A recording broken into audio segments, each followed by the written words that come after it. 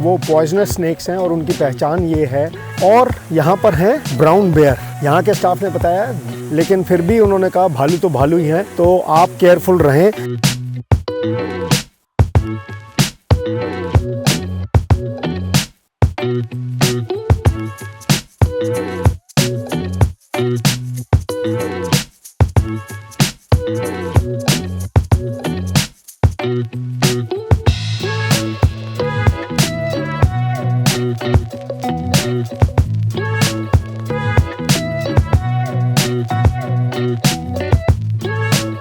कछुआ उल्टा लटक गया है, पानी ज़्यादा पी लिया, पानी बाहर निकल गया है।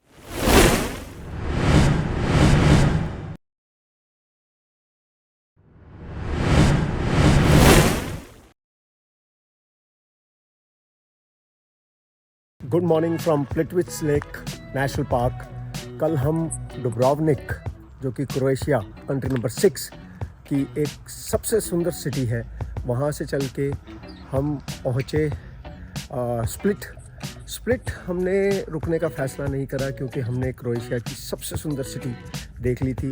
और कल हमने करीब 450 किलोमीटर का सफ़र तय करा, और जिसमें से 250 किलोमीटर हमने कोस्ट लाइन के साथ साथ ट्रैवल करा, और उसके बाद 200 किलोमीटर जंगल्स के कर्वी रोड्स में से ट्रैवल करा।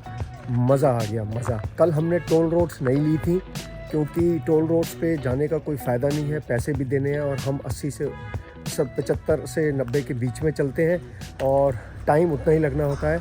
तो कल हम कंट्री साइड रोड से ट्रैवल कर रहे थे और कल बहुत ही मज़ा आया सफ़र का। पीसफुल शानदार नज़ारे देखते हुए हम लोग आए। बाइक्स हमारी ये खड़ी हैं और हमने वही अपार्टमेंट, क्योंकि हमें अब अपार्टमेंट्स में मज़ा आने लगा है, जगह ज़्यादा होती है, होटल में एक कमरा लिमिटेड जगह होती है, हमारे पास सामान बहुत होता है, तो हमने अपार्टमेंट लिया था। अपार्टमेंट का टूर देता हूँ। ये कॉमन स्पेस है, ये छोटा सा ड्राइंग रूम, हमारा लैपटॉप लगा है। किचन यहाँ बहुत बड़ी है, फ्रिज लगा है, केटल है, कॉफ़ी, नमक, सब कुछ है, बर्तन वगैरह सब कुछ है। और रूम की बात करें तो एक डबल बेडरूम है, काफ़ी बड़ा है, ये अंकित ने ले लिया था। और एक और रूम है जिसमें क्वीन बेड लगा हुआ है, ये मैंने ले लिया था। तो इस अपार्टमेंट के हमने दिए हैं 70 यूरो पर डे। हमने ये अपार्टमेंट बुक करा था 2 दिन के लिए, क्योंकि हमको आज प्लिटविट्स लेक एक्सप्लोर करनी है।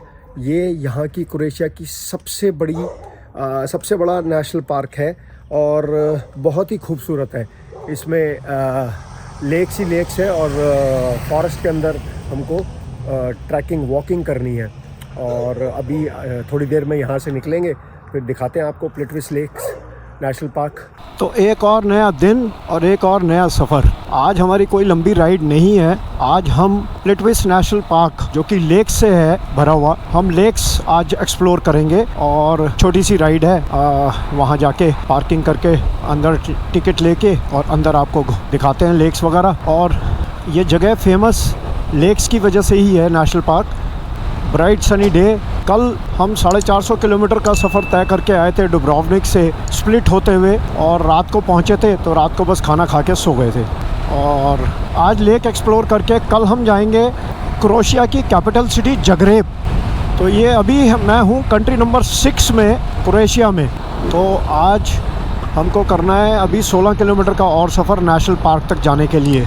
अभी 2 दिन पहले पता चला कि इजराइल ने वॉर डिक्लेयर कर दी है, क्योंकि हमास ने एक ही दिन में इजराइल पर 5000 बम छोड़ दिए। अब ये क्यों हुआ, कैसे हुआ, ये तो मेरे को पता नहीं है। हम तो ट्रैवल कर रहे हैं, क्योंकि बहुत सारे वेल विशर्स के मैसेजेस आए सोशल मीडिया पर और व्हाट्सएप पर कि सर आप इजराइल जा रहे हैं तो इजराइल मत जाइएगा, मिडिल ईस्ट में गड़बड़ चल रही है। तो हाँ, मैं नज़र बनाए हुए हूँ उस स्थिति पर। और अभी तो हम यूरोप में, अभी तो 1 महीना हमारा यूरोप का और बचा है, तब तक क्या स्थिति होगी मुझे खुद नहीं पता। और उसके बाद हम जॉर्जिया जाएंगे, आर्मेनिया जाएंगे। आर्मेनिया में भी कुछ दिक्कत चल रही है और आज पता चला है ईरान में भी कुछ दिक्कत शुरू हो गई है। तो सोचना पड़ेगा कि हमको, क्योंकि अगर ईरान में दिक्कत पड़ गई है तो हमको ईरान ही रास्ता बचता है दुबई तक पहुंचने के लिए। फिर हमको ये फैसला लेना पड़ेगा कि हमको टर्की में बाइक छोड़ के वापस आना पड़ेगा और फिर जब स्थिति ठीक होगी तब जाके हम बाइक्स लेके दोबारा ईस्टर्न यूरोप और मिडिल ईस्ट करेंगे, या कैसे करेंगे अभी बिल्कुल कुछ भी कहने की स्थिति में नहीं है, क्योंकि वीज़ाज का मसला इन्वॉल्व है। तो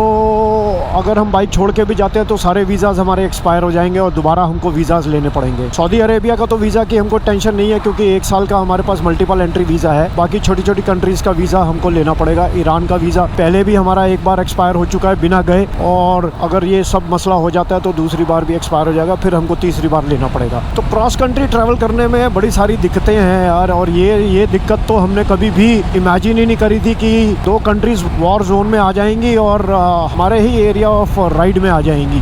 तो अब जैसा भी होगा देखेंगे। आप लोगों की वेल विशेस हैं और अपडेट करते रहिएगा। हमारे अपार्टमेंट की ओनर ने कल रात को मैप समझाया था हमको नेशनल पार्क का, एंड उसने एडवाइस दी थी कि आप गेट नंबर 2 से एंट्री लेना। गेट नंबर 2 से बाइक पार्क करके आपको वहीं से टॉय ट्रेन मिल जाएगी, वो आपको थोड़ी सी दूर छोड़ देगी और उसके बाद आप थोड़ा वॉक करेंगे, फिर बोट मिल जाएगी, वो आपको गेट नंबर 1 पे छोड़ देगी। गेट नंबर 1 पर एक अच्छा कैफ़े है, वहाँ आप खाना पीना खा के वापस वॉक करके गेट नंबर 2 पे आ सकते हैं और बाइक्स लेके आप वापस अपार्टमेंट आ सकते हैं। इससे चलना कम पड़ेगा। तो हमारी आज वॉक होने वाली है करीब 8 किलोमीटर की। जगह देख के मेरे को डोमिनार पोलार ओडिसी की राइड याद आ गई। जब यूएस में मैं ऐसे ही जंगलों से निकल रहा था और मेरा गोप्रो जब मैंने ऑफ करने की बटन दबाया और वो टूट के गिर गया, और मैं 35-40 मिनट उसको ढूंढता रहा ऐसे ही घने जंगल में। और यूएस के जंगलों में भालू बहुत हैं, आवाज़ें आ रही थी।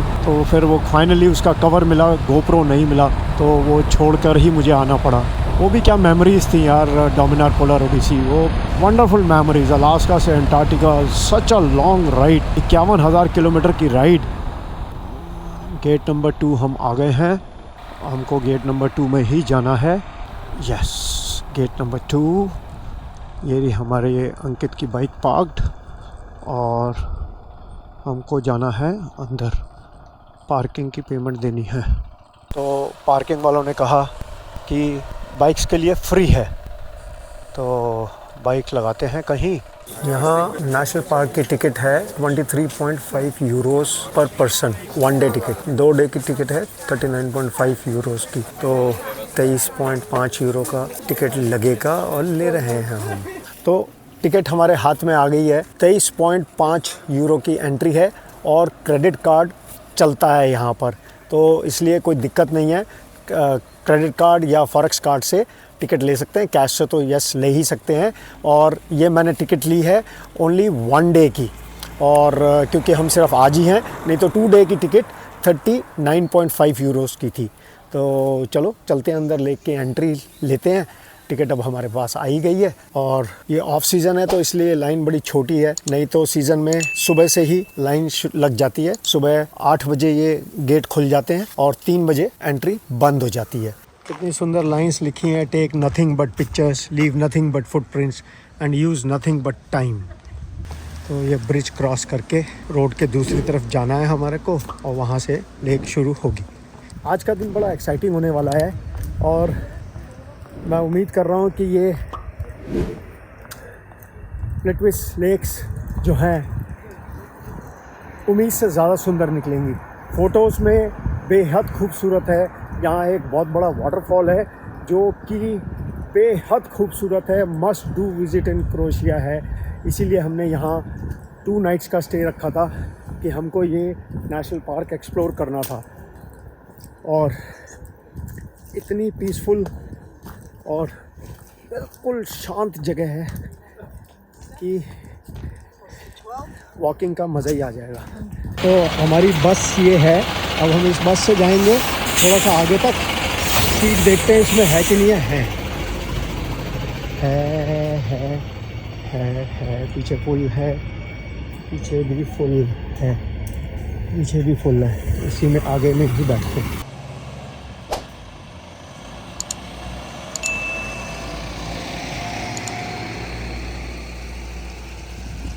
तो हमको बस ने करीब 2.5 किलोमीटर सफ़र करा के हाइकिंग हमारी बचाती है और यहाँ उतार दिया है। और ये बस बिल्कुल आर्मी के ट्रक टाइप लगती है लेकिन सुंदर है। और यहाँ से अब हमारे को डाउनहिल जाना पड़ेगा और चढ़ाई नहीं चढ़नी पड़ेगी, तो हमारा थोड़ा सा टायरिंग वाली जर्नी जो है वो बच गई है। अब हम यहाँ से डाउनहिल ट्रैवल करेंगे और लेक्स देखते हैं। और जो लेक की टिकट्स हैं वो अप्रैल, मई और अक्टूबर में सबसे महंगी हैं। और बाकी टाइम्स में इन 3 महीनों को छोड़ के बाकी के 9 महीने में इसकी एंट्री टिकट सिर्फ 10 यूरो की है। और जैसा कि हमारे अपार्टमेंट की ओनर ने बताया कि 10 यूरो की टिकट है, तो वो, लेकिन हम अक्टूबर में हैं, अक्टूबर में सबसे महंगी टिकट है। तो कोई बात नहीं, तो इन्फॉर्मेशन के लिए आपको मैंने बताया कि अप्रैल, मई एंड अक्टूबर में टिकट 23.5 यूरोज़ की है और बाकी के 9 महीने में टिकट सिर्फ 10 यूरो की है। Plitvice national park of lakes करीब 300 स्क्वायर किलोमीटर का है घना जंगल। To be precise 296 square kilometre का घना जंगल है। और इसमें 16 बड़ी लेक्स हैं, 16 बड़ी लेक्स हैं जिनके नाम दिए गए हैं। और अनगणित जो हैं वो छोटी लेक्स हैं। तो जो 16 लेक्स हैं उसमें से 12 लेक्स जो हैं वो अपर रीजन में हैं और 4 लेक्स जो हैं वो लोअर रीजन में हैं। अगर बात करूं मैं यहाँ क्या जानवर पाए जाते हैं, तो जितना मेरी नॉलेज है उसके हिसाब से यहाँ सांप बहुत पाए जाते हैं, जिसमें से बहुत सारे तो वाटर स्नेक्स हैं जो पॉइजनस नहीं हैं और 95% of them are not poisonous. और जो 5% है वो पॉइजनस स्नेक्स हैं और उनकी पहचान ये है कि वो बहुत ज़्यादा वाइब्रेट करते हैं। तो और यहाँ पर हैं ब्राउन बेयर। यहाँ के स्टाफ ने बताया डेंजरस नहीं है, लेकिन फिर भी उन्होंने कहा भालू तो भालू ही हैं, तो आप केयरफुल रहें और ज़रा दूर ही रहें उनसे। तो ये तो थोड़ा सा यहाँ प्लेटविस लेक्स के बारे में बताया मैंने। हमारा ट्रैक है ये हमको यहीं जाना है, लेकिन यहाँ जो है अलग अलग हाइकिंग ट्रेल्स भी बनी हुई हैं। देखिए जैसे 1, 2 एंड 3 स्टेज हाइकिंग ट्रेल्स हैं, लेकिन हमारे पास इतना समय नहीं है। लोग बाग यहाँ 3-3, 4-4 दिन के लिए भी आते हैं और हाइकिंग ट्रेल्स करते हैं। बहुत बड़ा पार्क है ये। हाइकिंग हम नहीं यहाँ करने वाले हैं, हम डेजिग्नेटेड पाथ के आसपास ही रहेंगे। वही करीब 8 किलोमीटर का ट्रेल है जो हम ये इसके ऊपर कवर करेंगे। और 8 किलोमीटर में बस का सफ़र और हमारा ये शायद शिप का सफ़र है वो इंक्लूडेड नहीं है। 8 किलोमीटर हमको चलना ही चलना है। अगर मैं लेक्स की बात करूं, जो 12 लेक्स ऊपर से आ रही हैं, वो अगर आप में से कुछ लोगों ने अरुणाचल का वाइजाडोंग वाटरफॉल्स देखा है तो वो लेयर्स में बना हुआ है। तो ऊपर वाली लेक का पानी बह के नीचे वाली में आता है, नीचे वाली का उसके नीचे वाली में। ऐसी ही कुछ फॉर्मेशन यहाँ पर भी है। ये वाली लेक का पानी आप देखें यहाँ से नीचे वाली लेक में जा रहा है, तो ये लेक बन गई। अब ऐसे ही इस लेक का पानी आगे नीचे जाएगा, तो जाते जाते नीचे की जो 4 वाटर लेक्स हैं उसमें जाके जमा होता है। अगर मैं इस लकड़ी के ट्रैक की बात करूं जिस पर मैं चल रहा हूं, तो प्लेटविस लेक्स नेशनल पार्क में ये ट्रैक पूरा 22 किलोमीटर का बना हुआ है।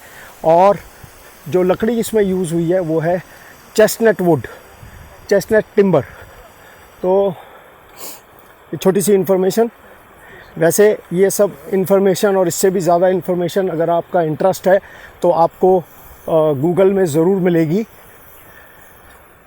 ये जब प्लान कर रहे थे, हम आइटनरी बना रहे थे, तो ये हमारी क्रोएशिया में मस्ट डू लिस्ट में था और ये हमको ज़रूर देखना था। जैसे अरुणाचल में मुझे वाइजाडोंग वाटरफॉल्स, वाइजाडोंग लेक्स ज़रूर देखनी थी, ऐसे ही ये मुझे क्रोएशिया में ज़रूर देखना था। ये क्रोएशिया का सबसे बड़ा नेशनल पार्क है और पहले भी बताया मैंने 296 स्क्वायर किलोमीटर का नेशनल पार्क है। घना जंगल है जिसमें से सिर्फ 22 किलोमीटर जो है हम उसके ऊपर चल सकते हैं। इसमें से हम आज सिर्फ 8 किलोमीटर वॉक करेंगे।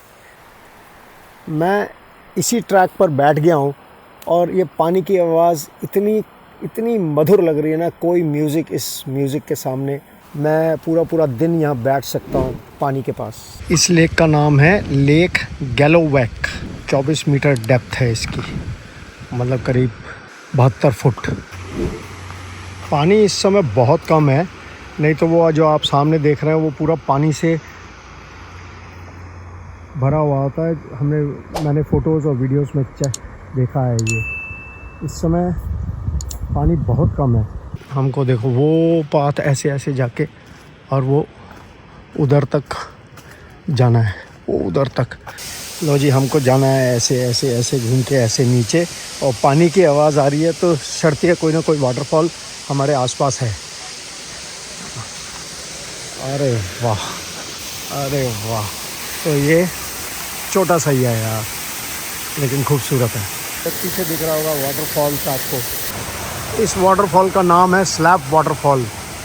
स्लैप में भी बिकॉज जब पानी बहुत तेज़ आता होगा तो बुछारें बिल्कुल मुंह पे थपेड़ों की तरह पड़ती होंगी। तो मेरे पीछे जो आप देख रहे हैं वो है स्लैप वाटरफॉल। पानी की बुछारें यहाँ तक आ रही हैं। धूप बहुत तेज़ हो गई है जिसकी वजह से थोड़ी सी बोरियत होने लगी है, क्योंकि फ़ोटोग्राफी भी अच्छी नहीं हो पा रही है। और वीडियोस मुझे नहीं पता, अभी जब एडिटिंग होगी तब पता चलेगा वीडियोस कितनी अच्छी आई हैं। वो देखें अगर आपको सामने यहाँ से ऐसा लग रहा है कि कछुआ उल्टा लटका हुआ है और पानी ज़्यादा पी लिया, वो पानी अब निकल रहा है बाहर। देखो ध्यान से, मुझे तो ऐसा लग रहा है। आपको ऐसा लग रहा है क्या? कमेंट करके बताना। देखो दिखाता हूँ, पास से शायद ऐसा नहीं लगेगा, दूर से लग रहा है ये। देखो ऐसा नहीं लग रहा है कछुआ उल्टा लटक गया है, पानी ज़्यादा पी लिया, पानी बाहर निकल रहा है। लेक्स ही लेक्स है और पानी ही पानी है। और मज़े की बात यह है कि पानी बिल्कुल क्रिस्टल क्लियर है। आप देखें पानी बिल्कुल क्रिस्टल क्लियर है, नीचे की एक एक चीज़ नज़र आ रही है। इतना क्लियर पानी है, सारी मछलियाँ अंदर नीचे बिल्कुल क्लियर दिख रही हैं। देखो छोटी बड़ी हर साइज़ की मछली है, वो देखो कितनी बड़ी मछली है। तो अब हम हैं इस समय बोट में और थोड़ा सा सफ़र तय करेंगे बोट में, और उसके बाद फिर से वॉक करके वापस जाएंगे गेट नंबर 1 तक और वहाँ कुछ खाएंगे, और उसके बाद गेट नंबर 2 तक वॉक करके अपनी मोटरसाइकिल लेके जाएंगे अपने अपार्टमेंट तक। तो ये जो लेक मेरे पीछे आप देख रहे हो, ये यहाँ की सबसे बड़ी लेक है। टिटविस लेक्स नेशनल पार्क की सबसे बड़ी लेक है ये। और बस अब वापसी का सफ़र शुरू है। गेट नंबर 1 पर जाएंगे, कुछ खाते हैं और फिर चलते हैं अपने कमरे में। वो रास्ते से हमको ऊपर और ऊपर चलते चलते अब तो थक गए हैं भाई। 8-9 किलोमीटर का सफ़र हो गया है और अब ये हमारा टिटविस नेशनल पार्क का सफ़र ख़त्म होने को आया है। और उम्मीद ये है कि आपको ये वीडियो पसंद आई होगी टिटविस नेशनल पार्क की। एक और लोकेशन कवर हो गई और आज का दिन भी ओवर हुआ। अब हम चलते हैं अपने अपार्टमेंट में और रेस्ट करेंगे। समय हो गया है 5:30। तो आज तो काफ़ी लंबी वॉक हो गई और टिटविस लेक नेशनल पार्क कवर कर लिया है। अब चलेंगे अपनी कल नई मंजिल की ओर।